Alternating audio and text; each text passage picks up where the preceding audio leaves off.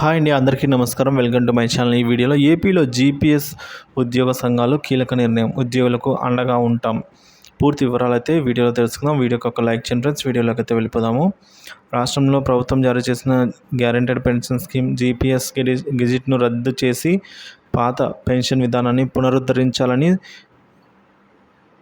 CPM demand చేసిందండి. శనివారం గుంటూరు జిల్లా వడ్డేశ్వరంలో నిర్వహించిన విస్తృత స్థాయి సమావేశంలో సిపిఎం పలు తీర్మానాలను ఆమోదించింది. గత ప్రభుత్వం ప్రతిపాదించిన జీపీఎస్ను ఉద్యోగులు, ఉపాధ్యాయులు వ్యతిరేకించారు. అదే జీపీఎస్ను చంద్రబాబు ప్రభుత్వం అమలు చేసేందుకు ప్రయత్నించడం దారుణం. దీనిపై ఉద్యోగులు, ఉపాధ్యాయులు చేసే పోరాటాలకు మా మద్దతు ఉంటుంది, ప్రత్యక్ష పోరాటాల్లోనూ పాల్గొంటామని సిపిఎం స్పష్టం చేసింది. అలాగే ఎన్నికల హామీని అమలు తేదీని కూడా ప్రకటించాలి అని కూటమి ప్రభుత్వాన్ని సిపిఎం డిమాండ్ చేసింది.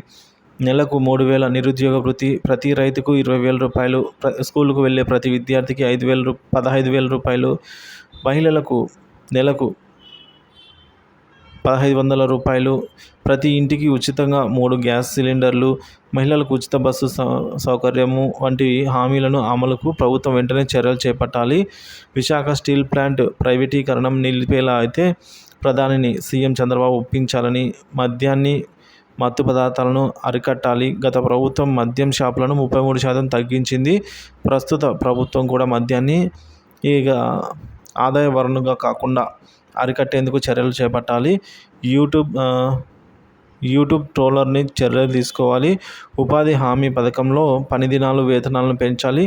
పట్టణ ప్రాంతాల్లో దీన్ని అమలు చేయాలి అని సిపిఎం డిమాండ్ చేసిందండి. ఈ సమావేశంలో అయితే సిపిఎం నేతలు ఎంఏ బేబీ, బివి రాఘవులు, వి శ్రీనివాసులు, ఎంపీ గగపూర్, ఇంకా రమాదేవి తదితరులు అయితే పాల్గొన్నారు ఫ్రెండ్స్.